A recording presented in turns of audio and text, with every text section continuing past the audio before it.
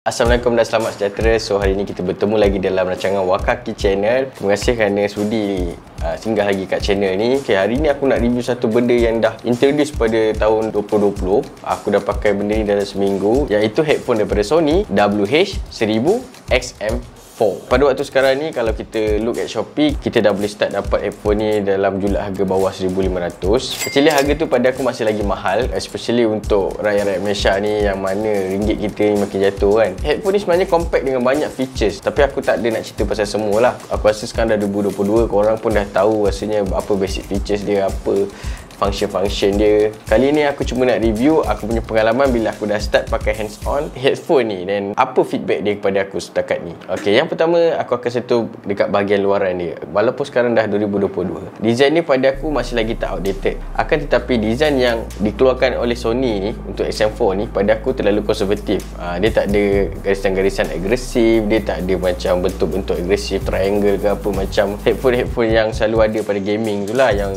membuat orang tertarik untuk beli dia. Tapi pada aku memang patut pun Sony buat macam tu, sebab aku tahu Sony nak target headphone ni untuk kegunaan universal, bukan untuk gaming saja. So anywhere, anytime orang boleh pakai headphone ni. Memang kau tengah berak sekalipun kau boleh pakai headphone ni. Kau takkan dengar echo dalam kau punya tu, thanks to dia punya noise cancellation. Ok, yang pasal noise cancellation performance pun kita cerita sekejap lagi. Design dia dah universal, untuk complement lagi universal punya style of looking, dia pun dikeluarkan dengan dua kali universal juga, iaitu putih dan hitam. Putih mungkin ala-ala beige macam tu, tapi pada aku still universal, tak agresif sangat. Cerita pula pada comfort dia, pada aku headphone ni adalah headphone paling comfort yang aku pernah pakai selama ni. Kau ada headphone lain, tapi headphone gaming yang murah je, dalam RM200 je, memang tak comparable lah kau nak banding dengan headphone ni kan. Tapi aku rasa material yang dipakai tu sama je. Still aku rasa material plastik, bukan aluminium pun kan, sebab nak lightweight kan. Untuk bahagian e-cup pula, dia pun masih lagi pakai sintetik punya kulit, sintetik leather lah senang cerita. Material use tu tak banyak beza, tapi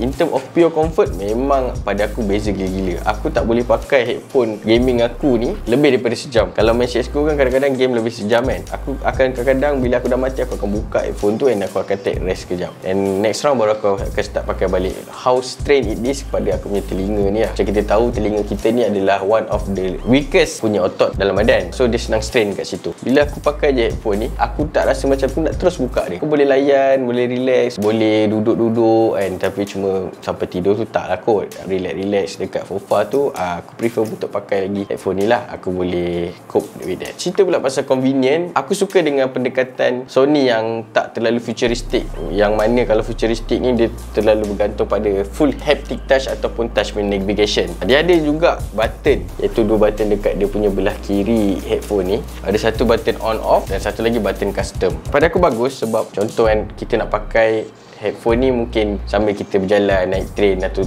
duduk dalam kereta kan. Kalau kita naik train tu, kita tertidur, kita punya kepala teling macam tu kan. So ada kemungkinan untuk headphone tu terkena bahu kita ke, terkena bahu orang ke, terkena dinding ke kan. Kalau dia pakai touch, berkemungkinan dia boleh turn off ataupun tertukar custom setting dekat headphone ni. So that is why aku rasa bagus ada physical punya button ni. Overall in term of luaran, aku memang sangat berpuas hati. Pada aku tak ada satu benda pun yang silap yang Sony buat pada hardware luaran untuk headphone ni. Yang kedua ni aku nak cerita pasal performance dia, yang mana terbahagi pada dua, iaitu active noise cancellation dan performance bunyi dia. Ok, aku cerita pasal noise cancellation dulu lah, sebab aku rasa ini benda utama yang orang cari bila orang tengok pada headphone ni. Noise cancellation ni pada aku top notch. Aku cerita terus terang. Ok, aku dah beritahu dah top notch. Kalau kau nak pergi beli, boleh pergi beli terus. Tak payah tengok dah pun video lepas ni kan. Bila aku study sendiri pun, memang dia nombor satu in term of active noise cancellation. Active noise cancellation dia ni terbagi pada 3 stage. First adalah hardware stage. Okay, kenapa aku cerita hardware? Sebab bila aku start je pakai, aku dah rasa sedikit senyap. Dalam 30% dah ada noise cancellation yang datang daripada ear cup dia saja. Stage kedua pula, bila kau start on headphone ni, and at the same time active noise cancellation dah start kick in pada tahap 100%. Masa tu 90%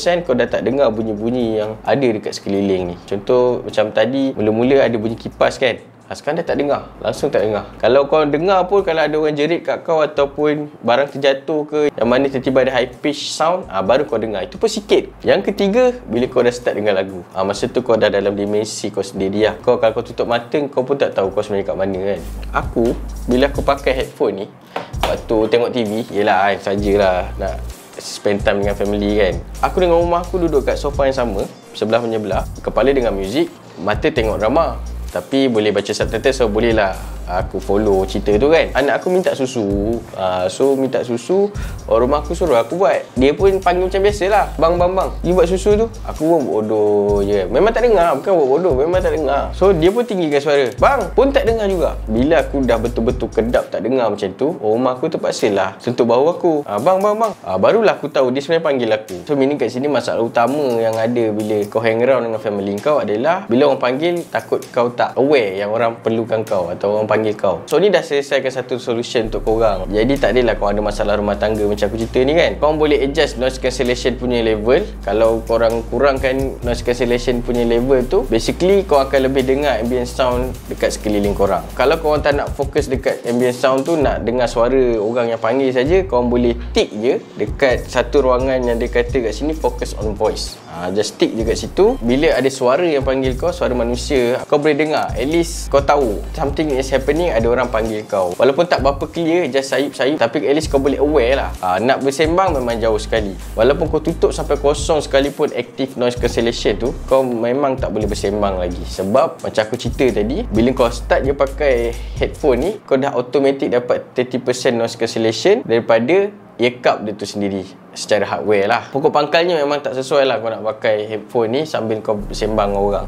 Kalau kau tengah duduk semeja dengan kawan kau nak bersembang, memang tanggal je lah. Okay, noise cancellation dia sebenarnya ada banyak lagi features. Ada adaptive noise cancellation. Pada aku function ni bagus sebab dia akan study surrounding kawasan tu. Dia akan determine mana sebenarnya noise. Contoh macam kat studio aku ni kan, ada bunyi kipas kan, ataupun ada bunyi mesin basuh tengah spin ke apa kan. So dia akan identify bunyi-bunyi tu and dia akan cancel out bunyi-bunyi tu supaya hearing experience kau pada headphone tu akan lebih baik. Okay, performance berkenaan dia punya sound quality pula. Aku ni datang daripada background orang yang bukan cintakan muzik. Aku orang yang boleh di-influence dengan muzik, tapi aku bukan orang yang cari muzik. Perlu muzik, kena muzik. Nak study, kena muzik. Tak ada, bukan. Kalau ada muzik, okey. Kalau tak ada muzik pun okey. Bila aku refer website-website entusias yang terkemuka, semuanya mengatakan bass dia ni hebat, mantap, pedepap. Bila aku sendiri dengar, aku pun rasa macam okey, dia lebih bagus daripada headphone Razer yang aku pakai selama ni untuk main game. Kadang-kadang aku ada dengar muzik juga dengan headphone tu. Dia of course lebih punchy daripada headphone tu. Lebih punchy, lebih boom, lebih dramatik, lebih orgasm. Tapi aku pasti bass dia ni kalau bukan terbaik sekalipun, dia bukanlah mid range punya level. Tu yang aku pastilah berdasarkan pengalaman aku sendiri pakai headphone ni. Okay, selain daripada tu, dia pun ada fungsi macam haptic touch lah kat tepi dia ni kan. Contoh kalau kau ke depan kan untuk next lagu, ke belakang kan untuk previous lagu, naik atas untuk volume up, turun bawah untuk volume down, tekan lama-lama untuk hero-rise noise cancellation supaya kau boleh cakap dengan orang. Tapi macam aku cakap tadi, macam tak practical pun nak buat benda tu. Double tap untuk pause, double tap lagi untuk resume lagu-lagu orang lah. Kau boleh bercakap dengan orang menggunakan headphone ni bila kau dah connect call dengan somebody. Pada aku, dia punya mikrofon tak adalah mantap sangat. Dia ada 5 mikrofon, quite good number of microphone lah actually kan, 5 kot. Bila aku pakai dalam studio aku ni, dia punya noise cancellation out lah Mat. Mikrofon punya noise cancellation ni pada aku tak power. Setakat untuk kau Zoom meeting ke, Skype ke, call ke, okay. Tapi untuk buat video-video profesional, pada aku dia tak sesuai lah.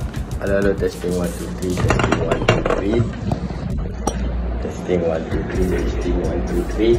2, 3. Assalamualaikum. Sebelum aku terlupa, bateri dia pun sebenarnya padu gila babe. Kalau kita on active noise cancellation tu, basically boleh tahan 25 ke 30 jam lah. So dalam seminggu tu kadang-kadang aku tak charge pun. Kalau perlu charge sekalipun, sekali seminggu tu dah sangat-sangat mencukupi. Okay guys, so itu saja daripada aku. Harap video ni dapat membantu korang untuk get some idea lah. Barang apa yang kau bakal nak beli ni, barang apa yang kau minat sangat nak beli ni kan. Sama ada kau nak beli atau tak beli, berdasarkan aku punya pengalaman untuk main features dia tadi tu lah. Terima kasih banyak sebab sudi tengok video ni. Bye bye.